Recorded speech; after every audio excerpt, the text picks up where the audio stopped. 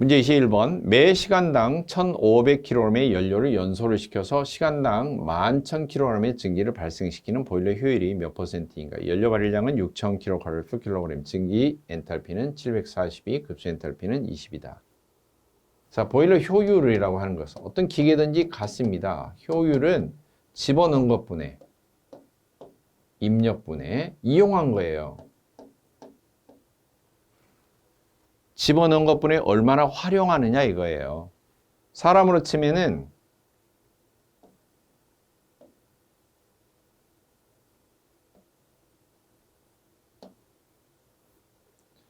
빵을 10개를 먹었다고 쳐봐요. 그런데 뱃속에서 얼마나 흡수했을까? 잘 모르지만은 똥 싼 걸 보니까 3개를 쌌어요. 여러분 식사 시간 아니죠? 이해하기 쉽게 그림을 그린 겁니다. 그러면 뱃속에서 몇 개를 흡수했을까요? 소화시켜서 흡수시킨 효율을 구해봐라. 그러면은 굳이 모르더라도 10개 중에 3개 쌌어, 7개 그러면은 자동으로 암산을 해서 70% 이렇게 다 계산할 겁니다. 특별히 뭐 효율식을 공식을 안 외워도 금방 이것은 생활 가운데서도 누구나가 다 금방 알 수 있는 상식이죠. 그러면 이게 어떻게 해서 70%라는 숫자가 나왔느냐? 10개 넣은 것분에 3개였는데 흡수된 걸 모르니까 10개에서 3개를 빼봤더니 뱃속에서 흡수가 된 10분의 7개가 나오더라. 거기에 100을 곱해서 퍼센트로 구했더니 70%가 나왔더라 이거죠. 자, 이 과정을 보면 10개는 집어넣은 겁니다. 공급한 거예요. 이걸 보일러에서 말하면 공급열, 입열 그렇게 말하고요. 다른 말로 하면 연료가 연소될 때 나오는 열이죠. 연료를 완전 연소시키면 열량이 얼만큼 나올 것이다. 그 다음에 윗부분 7개는 뭐죠? 흡수한 거예요. 흡수열. 이걸 보일러에서는 유효열이라고 하고요. 왜? 이걸 사용할 수 있으니까. 난방으로 사용하든 뭘 사용하든 간에 이 유효열은 증기량, 실제 증발량 곱하기 증기 엔탈피 빼기 급수 엔탈피예요. 상당 증발량식에서 나왔었죠. 물론 상당 증발량으로 구하면 상당 증발량 곱하기 539 한 게 유효열이 됩니다. 이게 유효열이 돼요. 그래서 이런 개념으로 식을 구해보면 보일러 효율은 공급열분의 유효열.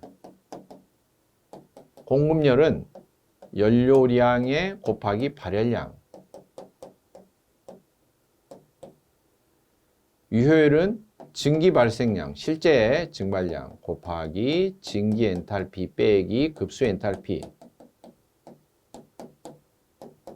숫자를 집어넣으면 연료량은 1,500kg. 그 다음에 발열량은 연료 발열량 6,000으로 제시가 되어 있죠. 그 다음에 실제 시간당 11,000kg의 증기가 나온다. 증기 엔탈피 742 빼기 급수의 엔탈피는 20이다. 물론 문제에서 급수의 엔탈피는 이렇게 나왔지만 급수의 온도는 20도씨이다. 이렇게 나와도 같은 조건이 됩니다. 곱하기 100 해서 퍼센트를 구하면 되겠죠. 이것은 공학용 계산기를 눌러서 사용하시면 되고요. 정답 확인해 봅니다. 88%가 나옵니다. 식 대입해서 눌러서 확인하시고 소수점 밑으로 떼어서 정답을 적은 것이죠.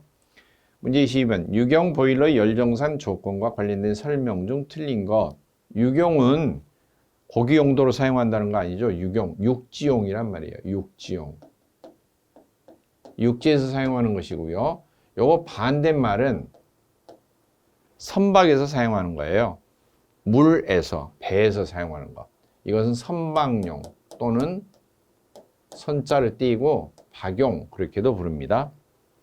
박용 보일러 그러면은 박씨만 사용하고 그거 아닙니다. 뭐 김씨가 사용하면 김용 보일러 그러겠어요? 육지용 보일러 열정산 조건과 관련된 설명 중 틀린 것. 열정산 그러면은 은행에서 월말 정산하고 일일 정산하고 하죠. 주로 하는 일이 뭐예요? 들어오는 수입하고 뭘 맞춰보는 거죠? 지출을 다 맞춰보는 거예요. 맞아 떨어져야 돼요. 그래서 보일러에서도 전체 공급하는 열은, 즉 전체 들어가는 열은 전체 나가는 열과 같다. 이별은 출혈과 같다. 이렇게 계산을 하고요. 이 출혈은 사용하는 쪽으로 유용하게 써먹는 쪽으로 나가면 유효출혈, 유효열이라고 부르고요. 못 써먹는 쪽으로 굴뚝으로 막 빠져나가 버린다. 이러면은 손실열 그렇게 불러요. 그래서 이별은 출혈과 같은데 출혈에는 유효열과 손실열로 나눌 수가 있고요. 유효열은 증기 발생할 때 사용된 열. 뭐 손실열은 여러 가지가 있어요. 주로 손실열 중에 제일로 큰 게 배기가스로 인한 손실열이고요. 또는 불완전 연소가 되어서 돌 타가지고 열량이 안 나오는 것도 손실열에 해당이 되고요. 또는 이미 발생이 됐지만 연소실 벽으로, 외부식 보일러 같은 경우에 연소실 벽으로 그냥 빠져나가는 노벽 방산 손실열, 이런 것들도 전부 다 손실열에 속합니다. 자, 이 계산을 할 때 여러 가지 규정들이 있죠. 정의 규정 보겠습니다. 문제 1번, 전기 에너지는 1kW당 860kcal로 환산한다. 이 동력에서 1kW, 킬로와트 동력은 시간당 열량으로 환산하면 860kcal/h 암기해야 될 거고요. 1PS 표준 마력은 632kcal/h. 혹시 지금은 표준 마력은 아니지만 HP 영국 마력일 때는 641kcal/h 이렇게 계산을 합니다. 자, 그 다음 보일러 효율 산정 방식은 입출혈법과 열손실법을 한다. 입출혈법은 바로 이별분의 유효출, 유효열, 유효출혈 그렇게 계산하는 것을 말하고요. 그 다음에 열손실법은 손실열로 계산하는 거예요. 이별분의 이별 빼기 손실열. 그러면은 유효율이 나오겠죠. 계산하는 걸 말하고 3번 열정산 시험시 연료의 단위량은 액체나 고체는 킬로그램당으로 계산을 하고요. 기체인 경우는 1입방미터당 1기압 0도씨 기준으로 해서 노멀 입방미터, 1노멀 입방미터당으로 계산을 하고요. 4번 보일러의 열정산은 원칙적으로 전격 부하 상태에서, 전격 부하 이하가 아니고요. 전격 부하 상태에서 정상 상태로 3시간이 아니고 2시간 이상의 운전 결과에 따라서 측정을 하고요. 측정을 하면은 보일러를 전격 부하로, 최대 전격 부하로 가동을 해서 최소한 1시간 이상이 경과한 다음에 측정하기 시작하고요. 그 다음에 매 10분마다 측정을 합니다. 반복 측정. 반복 측정을 하는데요. 이 1시간 동안에 매 10분마다 측정을 해서 최소한 5번, 6번 반복 측정을 해서 평균 값으로 해서 보일러 효율을 계산합니다.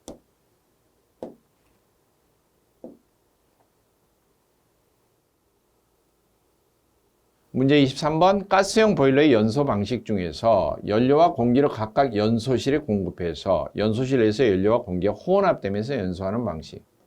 연소실 안으로 보면은 가스가 분사가 되고요. 연료죠.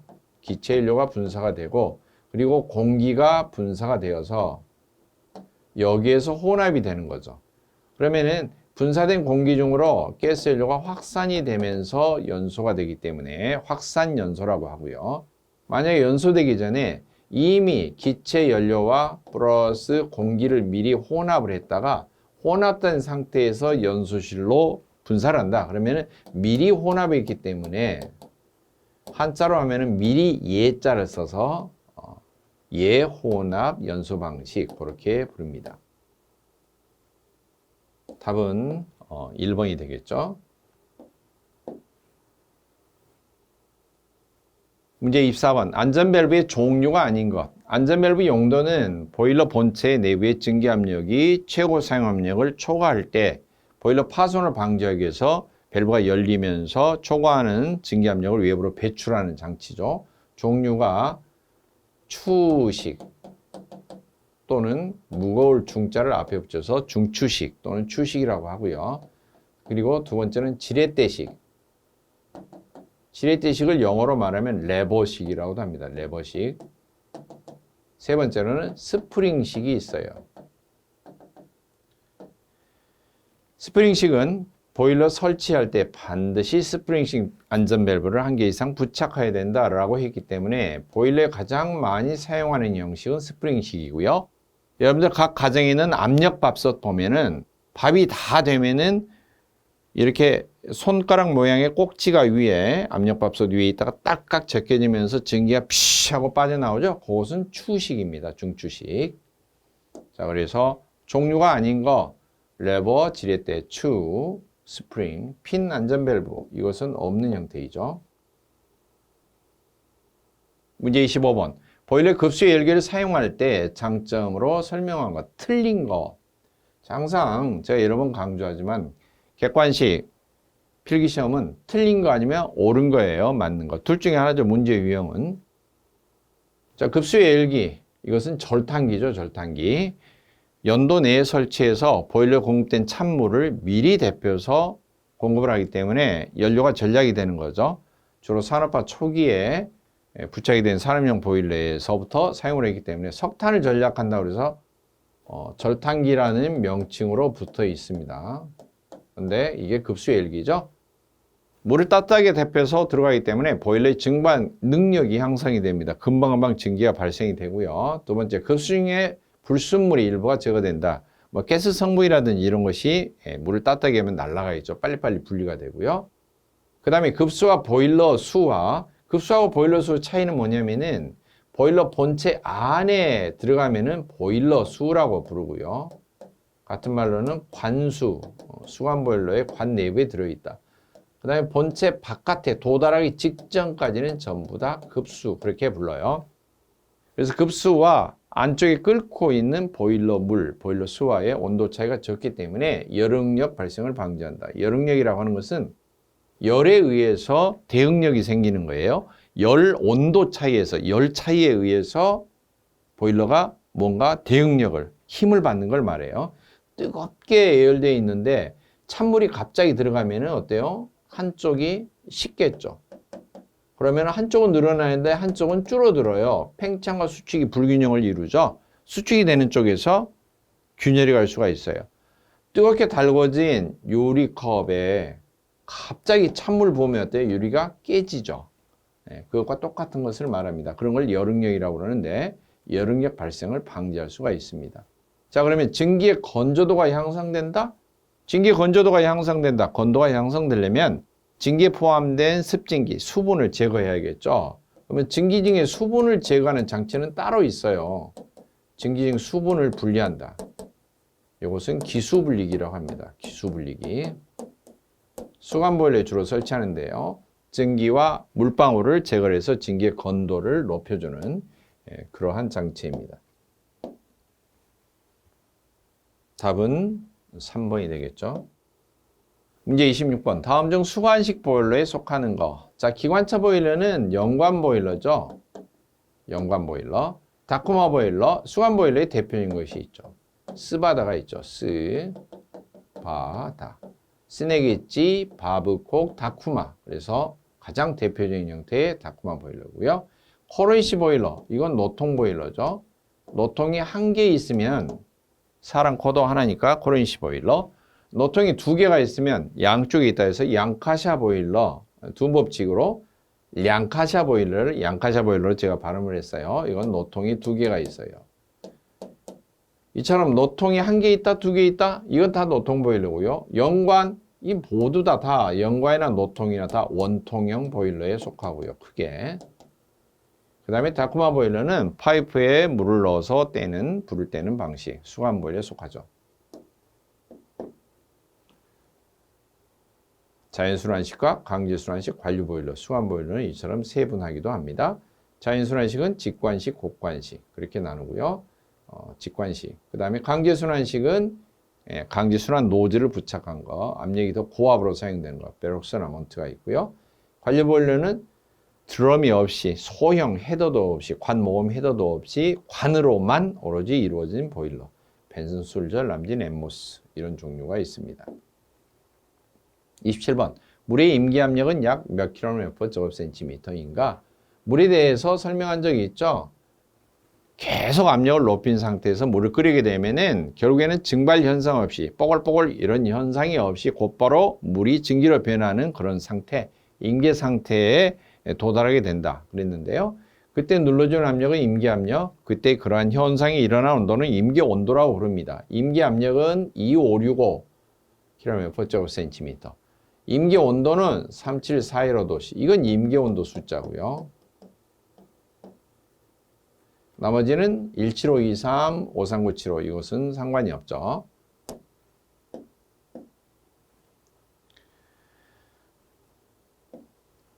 (28번) 액화서유가스 LPG의 특징에 대한 설명 중 틀린 것. 보통 L은 리퀴드, 액체라는 거고요. 액체화 시키다 하면 liquefied, 그 다음에 P는 페트롤리움이라는 약자입니다. 프로판이 아니에요. 페트롤리움, 석유를 페트롤리움이라고 하는데요. 석유가스, LPG 특징 설명으로 틀린 거. 이 LPG는 주성분이 프로판과 부탄입니다. 물론 소량의 프로필렌, 부틸렌도 있는데요.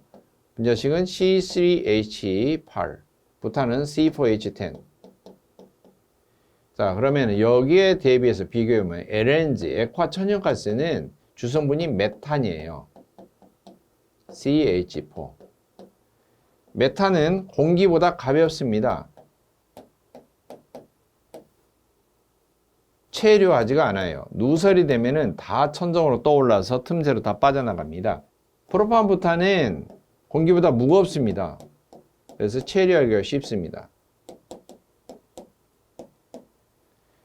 그러면 메탄 주성분과 LPG에서도 가장 많이 들어있는 프로판, 이 두 개만 간단하게 비교해보면 메탄에 비해서 프로판은 필요한 공기량이 2.5배, 발열량도 2.5배 이 정도 나옵니다. 그럼 메탄 1입방미터 연소가 되려면 공기가 얼마나 필요하냐? 공기가 약 10입방미터가 필요합니다. 그렇다면 프로판은 얼마 필요해요? 2.5배니까 약 25입방미터가 필요합니다. 그런데 프로판, 부탄은 증발 온도가 다르죠. 자, 메탄은 마이너스 162도입니다. 근데 프로판은 마이너스 42도입니다. 근데 부탄은 마이너스 0.5도씨입니다. 자, 임계온도는 아니지만 증발온도를 살펴보면은 메탄은, 천연가스는 액화를 시키려면 엄청 초저온으로 떨어뜨려야 됩니다. 그러나 프로판, 부탄은 초저온으로 떨어뜨리지 않아도 돼요. 그래서 적당한 압력을 가하고 냉각을 시키면 금방 액화가 쉽습니다.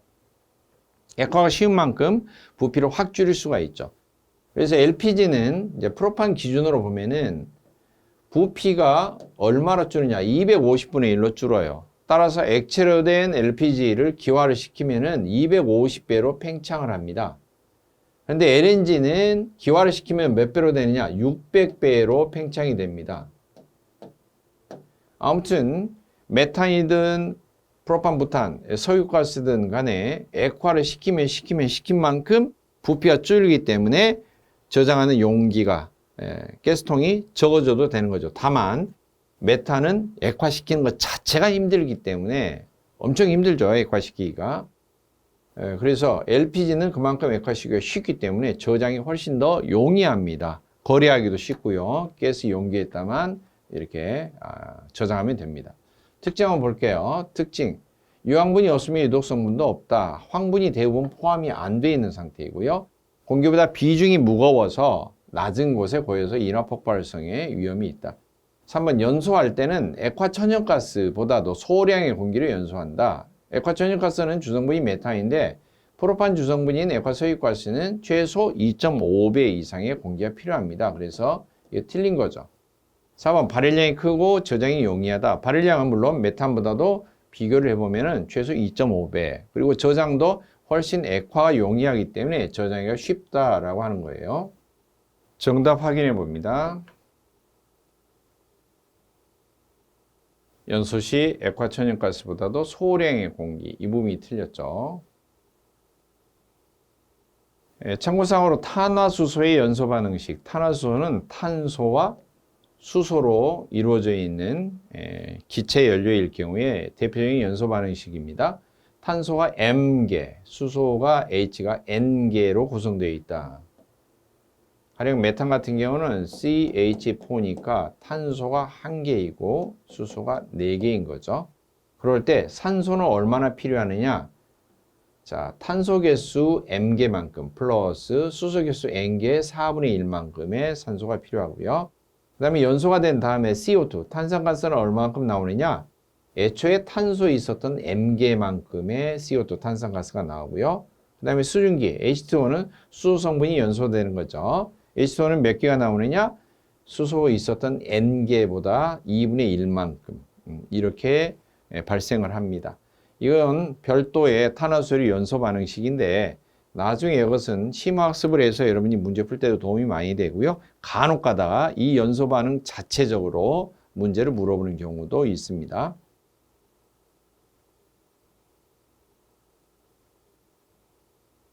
자, 메탄, 프로판, 부탄의 연소 반응식은 응용해서 보면은 지금 부분은 심화학습인데요. LPG 주성분은 프로판과 부탄으로 이루어져 있고 LNG 주성분은 메탄으로 이루어져 있습니다. 연소에 필요한 공기를 각각 따져보면은 물론 공기는 산소량을 먼저 구해서 산소는 공기 중에 21%이기 때문에 이렇게 구할 수가 있습니다. 연소 반응식을 참고해서 구해보면 됩니다. 프로판 1 입방미터 연소할 때 산소가 5 입방미터 필요하고요. 공기는 그것의 약 5배. 뭐 20% 간주하면은 공기로는 5배가 되겠죠. C3H8 플러스 O2는 그랬는데요. 이 어떻게 5가 나왔느냐? 탄소 개수 3개 플러스 수소 개수 8개의 4분의 1 계산하면 5가 되죠. 그 다음에 CO2는 탄소 개수 3개만큼, H2O는 수소 개수 8개 2분의 1만큼, 그래서 4개의 H2O가 발생합니다. 부탄은 화학식이 C4H10이죠. 그래서 산소량은 얼마나 필요하다? 4개 탄소 개수 플러스 수소 개수 있었던 건 10개 4분의 1만큼 계산하면 6.5가 되겠죠. 자, 그 다음에 연소한 후에는 CO2가 어떻게 나오느냐? 탄소 성분이 타서 CO2, 탄소 개수 4개만큼. H2O는 몇 개 나오느냐? 수소 개수 10개 들어있던 것에 2분의 1만큼. 그래서 5개가 발생합니다. 메탄은 CH4죠. 산소가 얼마만큼 필요하다? 탄소 1개의 만큼 플러스 수소 4개 있던 것에 4분의 1만큼 계산하면 2가 되고요. 그 다음에 CO2는 몇 개 나오느냐? 탄소 개수가 1개니까 CO2도 1개. 그 다음에 수소 4개니까 그 4개의 2분의 1만큼, 즉 그래서 2개의 H2O가 발생합니다. 정리하면은 프로판이 연소할 때 1 입방미터 연소할 때 산소가 5 입방미터가 필요하다. 부탄은 부탄 1 입방미터 연소할 때 산소가 6.5 입방미터가 필요하다. 메탄은 메탄 1 입방미터 연소할 때 산소가 2 입방미터가 필요하다. 그런데 산소가 그만큼 들어있다? 그러면 이 산소를 포함하고 있는 공기는 얼마만큼 낼 것이냐? 산소는 공기 중에 21%밖에 안 돼요. 공기를 100%로 간주한다면. 그래서 공기 대 산소는 100% 대 21%죠. 비례식에서 안쪽과 바깥쪽 곱하면 같죠. 공기량 곱하기 21%는 산소량 곱하기 100이죠. 100 곱하기 산소량.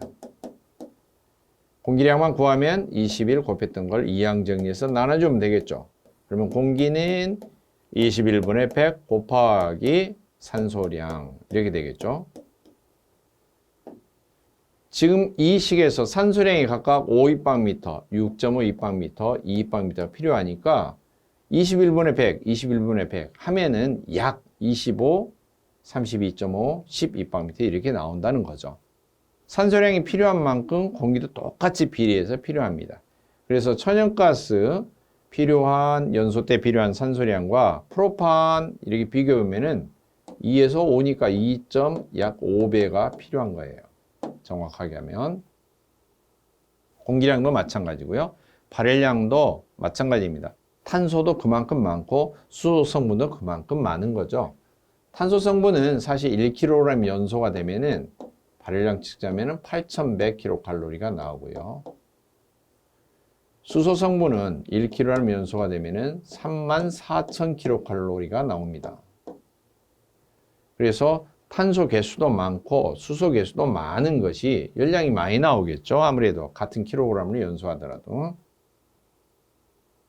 자, 29번 보일러 피드백 제어에서 동작 신호를 받아 규정된 동작을 하기 위해 조작 신호를 만들어서 조작부에 보내는 것.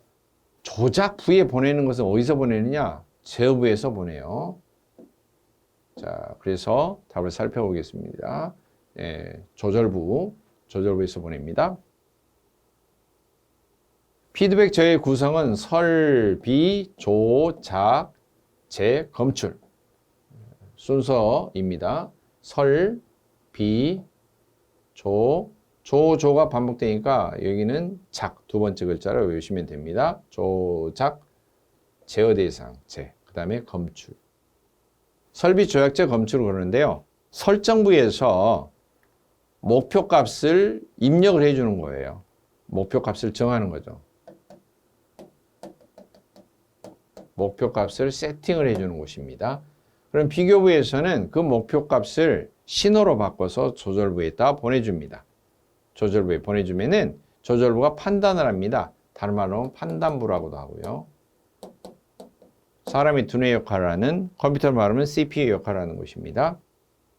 그러면은 조절부에서 이렇게 해라 저렇게 해라 신호를 보내줍니다. 직접 움직여야 되는 기계에다 신호를 보내주는데요. 급수 같으면은 이 펌프가 그 역할을 하고 있고요. 펌프에서 가동이 되거나 멈추거나 그러면은 직접 급수량 자체가 물이 들어가고 멈추고 하는 것이 이제 조작량에 해당되는데요. 제어 대상은 최종적으로 수위가 되겠죠. 컨트롤을 해야 될 마지막 대상, 물 높이를. 그러면 여기서 목표값이 뭐냐? 수면계 2분의 1이죠. 항상 상용수위는 수면계 반절이니까 2분의 1을 목표를 넣어줍니다.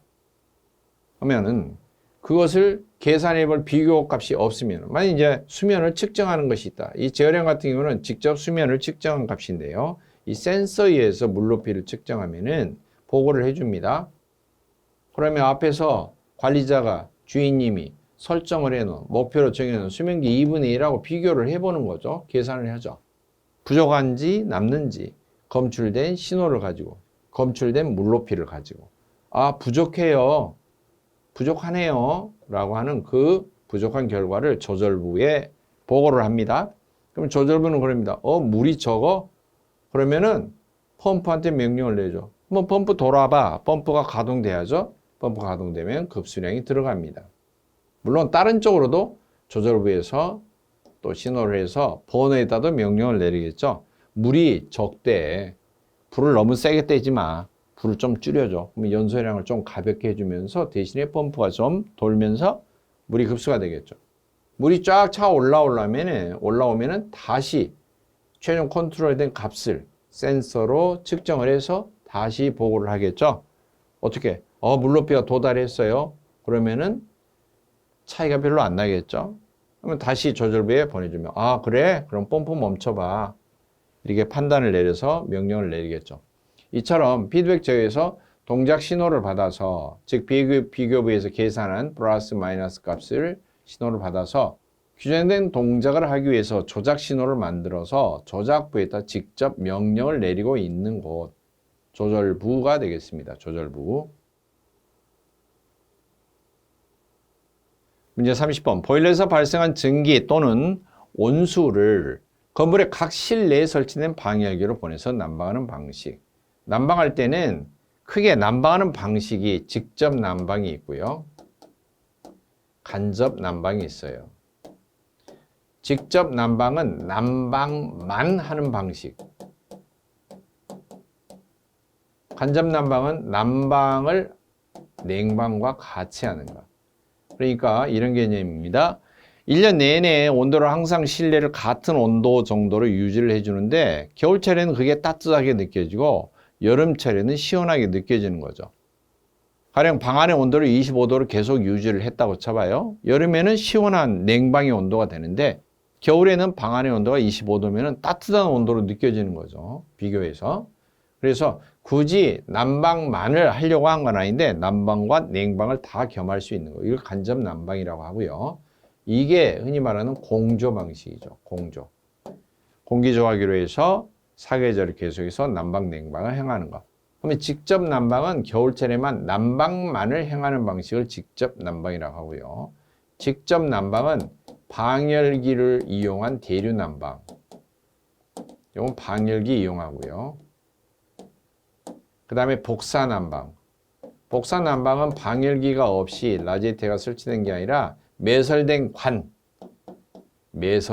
관이나 또는 패널, 바닥 패널, 벽 패널, 천정 패널 이렇게 패널 속에 다 구멍을 뚫어서 거기에 뜨거운 증기나 온수 뭐 이런 걸 통과시켜서 가열면 전체를 사용해서 난방을 하는 걸 복사 난방. 그 다음에 온풍기를 설치해서 방 안에 뜨거운 공기를 바로 쏴주는 온풍 난방. 이렇게 구분할 수가 있고요. 대류 난방 방열기에서는 증기가 통하는 방열기를 쓰면은 이게 증기 난방. 온수가 통과하는 방열기를 사용하면은 이게 온수 난방이에요. 그러니까 여러분이 혼동하기 쉬운 게 각 가정에 있는 우리 집에 온수 보일러 있는데 그러면 온수 난방이냐? 그건 아니고 보일러는 온수 보일러이되 온수 보일러에서 만들어진 뜨거운 온수가 방바닥 속에 매설된 관을 통과해서 방바닥을 가열면으로 해서 난방을 하죠. 그러니까 여러분 가정에는 다 뭐예요? 복사 난방을 사용하고 있죠. 아무튼 대류, 복사, 온풍 난방은 냉방은 안 돼요. 난방만을 하는 거죠. 그러니까 큰 테두리로 보면 직접 난방입니다. 이건 방식에 의해서 구분하는 것이고 난방의 규모에 따라서는 건축물 하나, 어떤 주택 하나 또는 방 하나만을 한다. 그러면 개별 난방이라고 하고요. 그러면 아파트 단지 전체 동호수가 많아요. 단지 아파트 단지 내에서 전체적으로 기계실에서 산업용 보일러를 가동을 해서 용량 큰 걸로 해서 각 세대별로 공급을 한다? 그러면 중앙난방이 되고요. 그럼 중앙난방보다 더 규모가 커지면 어떻게 되느냐? 어디 무슨 동, 무슨 구, 어디 지역 전체, 그러면 지역난방이라고 부릅니다. 이것은 난방의 규모에 따라서 구분한 것이고 난방의 방식에 따라서 하는 것은 직접난방, 간접난방. 그리고 직접난방을 더 세분화하면은 대류난방, 복사난방, 온풍난방 이렇게 분류할 수가 있습니다. 자, 30번. 보일러에서 발생한 증기나 온수를 건물의 각 실내에 설치된 방열기로 보내서 한다. 결국에는 방열기를 이용하니까 대류난방이고요. 대류난방이 보기 중에 없다. 그러면 대류난방이 어디에 속해 있어요? 직접난방에 속해 있죠. 그래서 답은 직접난방으로 처리를 해야 되겠죠. 31번. 상용 보일러에서 점화전에 준비사항과 관련이 없는 것. 점화전에는 여러 가지를 다 점검을 하고 이상이 있는지 없는지 미리 확인한 다음에 가동을 해야 되겠죠.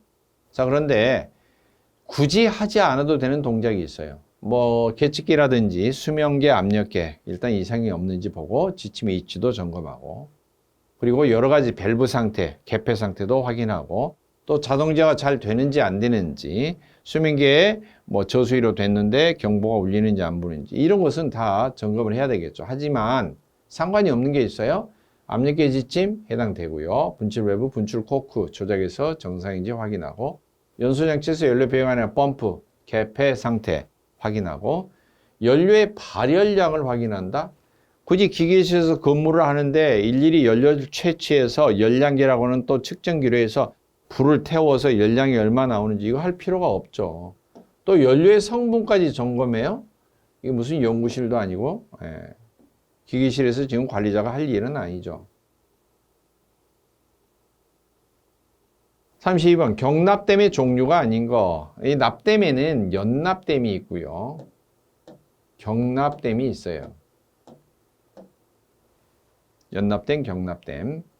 연납댐은 약 한 120도 정도 내외, 100도 내외, 120도 정도 내외에서 하는 거고요. 예전에 보면은 PCB 기판에 전기 인두레에서 납이 이렇게 쭉 감아진 테이프 모양으로 감아진 납에서 풀어서 녹여서 이렇게 전기 인두를 하는 게 있었죠. 이게 납에가 이제 겉에 용제가 발라져 있는 용제, 플라스타인이 발라져 있는 그걸로 해서 낮은 온도로 녹여서 하는 것을 연납댐이라고 하고요. 그 다음에 이제 가스토치 같은 산소 토치를 사용해서 불을 뜨겁게 해서 약 8,900도 정도로 이게 뜨겁게 해서 녹여서 납을 직접 녹여서 하는 것을 경납댐이라고 하고요. 경납댐은 용제가 필요가 없어요. 플라스탄 같은 것은 직접 납을 녹여서 용접을 하는 것입니다. 그 녹여서 납댐을 하는 토치로 녹여서 하는 그런 것은 황동납, 인동납, 은납 이렇게 구분을 하고요. 주성납은 이것은 가용전에서 성분이죠. 가용전, 안전장치 중에 가용막의 가용전 그런 것을 말합니다. 연납되면 솔더링이라고도 하고요. 유체온도 120도 이하에서만 사용하고 사용압력이 낮은 곳에 가열온도는 200도, 300도 정도. 경납되면 브레이징이라고 하고 압력이 높은데 사용합니다. 고온일 때. 가열하는 온도는 약 한 800도 정도, 850도 정도, 800도 내외 정도 사용하고요. 직접 납을 녹여서 토치를 사용해서 녹여서 사용하는 납땜입니다. 33번 보일러 점화 전에 자동 제어 장치 점검에 대한 설명이 아닌 것. 쫙 읽어보면은 굳이 자동 제어가 관계가 없는 게 있죠. 먼저 수위를 올리고 내려서 수위 검출기가 기능이 잘 되는지 시험하고 설정된 수위 상태의 상한이나 하한치 정확하게 펌프가 작동되고 또 멈추는지 확인한다. 저수 탱크, 물 담아진 물탱크 내의 저수량을 점검한다. 물 담아진 양을 육안으로 점검하든지 수면기로 점검하든지 하는 거죠. 충분히 물이 들어있는 것을 확인한다. 이건 자동제어와 상관없는 거죠. 겉에 수면계로 그냥 눈으로 보면 되는 거니까. 3번 저수위 경보기가 정상 작동하는지 확인한다. 4번 인터로켓 통해서 제한기는 이상이 없는지 확인한다. 해당 사항 없는 거 있죠. 바로 2번 저수탱크에 점검하는 거 그냥 단순한 수면 점검, 수위 점검에 해당되는 거죠. 34번 보일러 수중에 함유된 산소에 의해서 생기는 부식의 형태. 부식이 여러 가지가 있죠. 부식이 내면 부식이 있고 외면 부식이 있는데요. 보일러 물이 접촉하는 안쪽에 부식이 되는 것은 내면. 보일러 물하고 상관없는 것이 외면 부식 또는 외부 부식 그렇게 말해요. 외부 부식의 형태의 가장 대표적인 것이 연도 내의 폐열효소 장치, 고온 부식과 그리고 저온 부식 두 가지가 외부 부식이 대표적인 것이고 내면 부식은 깨알 모양으로 부식이 일어나는 것, 점식이고요. 점식은 주로 물속에 녹아있는 산소 때문에 주로 일어납니다. 그리고 이게 좀 커져서 반점 모양으로 된 것은 반식 그렇게 부르고요. 그 다음에 전면 부식이 있어요. 전면 부식. 보일러 전체 물이 접촉한 곳은 전부 다 일정한 두께로 균일하게 깎여서 녹아서 부식이 일어나는 거고요. 전면 부식은 보일러 수가 산성일 때 주로 일어납니다. 보일러 수가 왜 산성이 될까? 보일러 부식을 방지하기 위해서 보일러에 공급하는 물을 약알칼리성으로 집어넣을 텐데 주기적으로 최소 6개월에 한 번 이상 청소하도록 되어 있죠. 청소할 때 많이 사용하는 약품이 염산이죠. 염산, 산세관이라고 그러는데 염산으로 산세관한 다음에 중화 처리가 미흡했다든지 그런 경우는 전면 부식이 일어나기가 쉽습니다. 그 다음에 일어나는 부식이 가성취화. 가성취화는 가성소도가 너무 많이 투입이 됐을 때 일어나는 강알칼리로 인해서 일어나는 알칼리 부식입니다. 이것은. 그러니까 약알칼리로 유지해야 되는데 강한 알칼리일 때 알칼리 부식이라고도 합니다. 그리고 그루빙이 있어요. 그루빙. 그루빙은 구식이라고도 하고요. 홈 부식이라고도 합니다. 주로 여릉력이 많이 발생되는 곳, 팽창했다, 수축했다가 늘었다, 줄었다, 늘었다, 줄었다 하면 그 경계선 부위가 홈이 파이면서 부식이 일어나는 게 그루빙이죠. 그래서 각각의 원인도 다르고 일어나는 모양도 각각 다릅니다. 산소에 의해서 일어나는 부식. 바로 점식이 되겠습니다. 각각의 원인들이 쓰여져 있죠. 35번 땅속 또는 지상의 배관에서 압력 상태 또는 무압력 상태에서 물의 수송 등에 주로 사용이 되는 덕타일 주철관. 재료가 덕타일 주철이라는 거죠. 일반 주철은 주철의 종류를 구분하면 일반 주철, 고급 주철, 그 다음에 덕타일 주철 이렇게 구분하는데요. 구상흑연 주철관이라고도 합니다. 주철에 마그네슘이나 셀레늄 또는 칼슘 등을 넣어서 탄소 모양을 흑연의 모양을 편상 이렇게 얇은 책받침 같은 형태가 아니라 동그란 구상 모양으로 이렇게 첨가를 하게끔 되어 있는 것을 특수주철, 구상 흑연 주철 그렇게 부르고요. 인성이나 연성 잡아당길 때 일반 주철 같은 경우는 외부 충격 주면은 깨져버리죠. 그런데 그러한 충격을 잘 견딜 수 있도록 만든 것을 덕타일 주철관 그렇게 부릅니다. 36번 보일러 운전정지 순서를 바르게 나열한 것은 그랬는데요. 운전정지는 비상정지든 또는 일반 정상적인 정지든 간에 가장 먼저 취하는 게 연료 공급을 정지하는 거예요. 연료 공급. 그리고 가장 마지막에 하는 동작이 뭐냐? 댐퍼를 닫는다예요. 연도 쪽에 있는 댐퍼를 닫아서 차가운 영하의 외부 공기가 연돌, 굴뚝을 통해서 보일러실로 침입하는 것을 막아주기 위해서 마지막 댐퍼를 닫는 동작을 합니다. 그래서 라가 가장 먼저이고 가가 가장 나중이죠. 라가 가장 먼저이고 가가 가장 나중입니다. 연료 공급을 정지한 다음에 연소용 공기 공급을 정지를 하는 거죠. 연료도 끊고 공기도 끊고 그리고 펌프 정지하고요. 그리고 댐퍼를 최종적으로 닫아서 정지합니다. 37번 보일러 점화 시 역화가 발생하는 경우와 가장 거리가 먼 것. 연소실에서 버너 입구 쪽으로 불이 거꾸로 치솟는 거죠. 이게 역화인데요. 댐퍼를 너무 조였다. 그러면 굴뚝 쪽에 나가는 연도 쪽에 나가는 댐퍼가 있는데 여기를 너무 조였다. 그러면 잘 못 빠져나가니까 화염이 거꾸로 치솟는 거죠. 그 다음에 공기보다 먼저 연료를 공급했어요. 연료를 먼저 공급해 놓고 공기를 나중에 하면서 점화 동작이 이루어졌어. 그러면 안 되고요.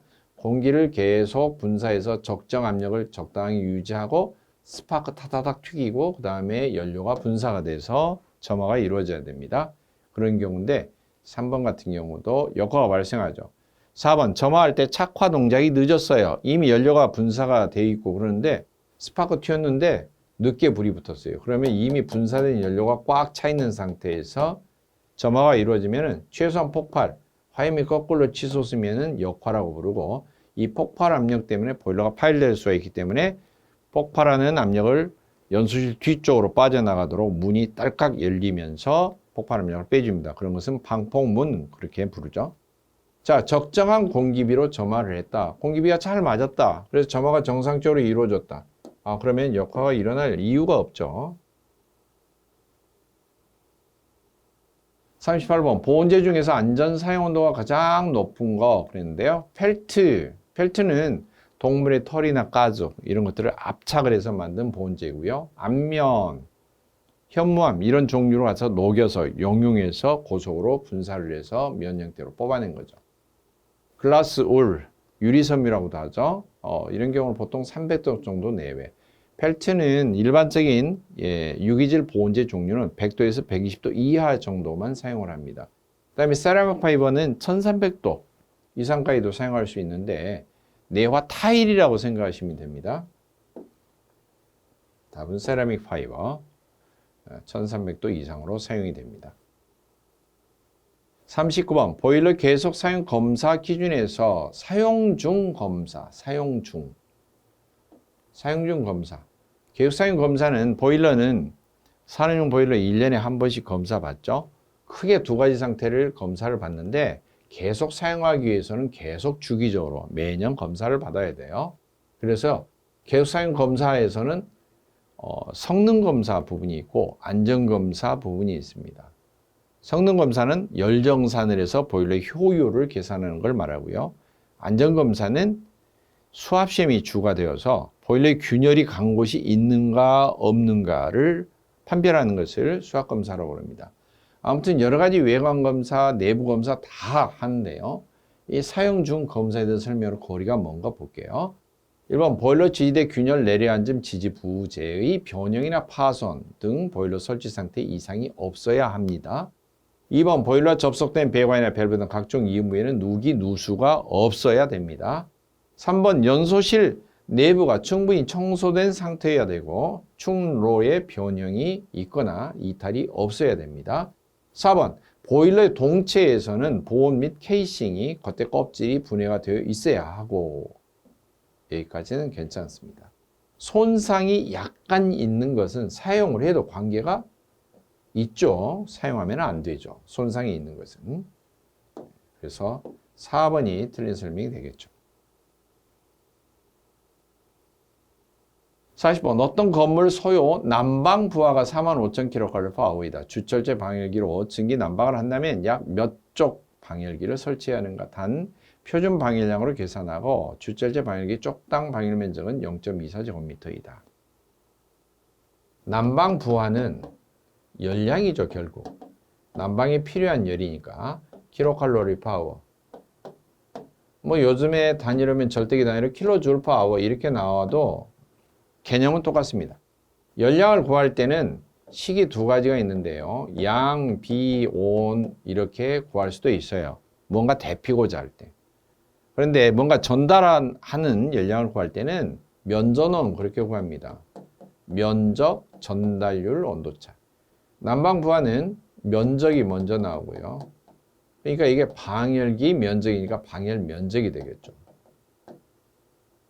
곱하기 방열기의 열 전달률, 전달률인데 방열기 열 전달률을 뭐라고 부르냐? 방열 계수라고 그래요. 방열 계수.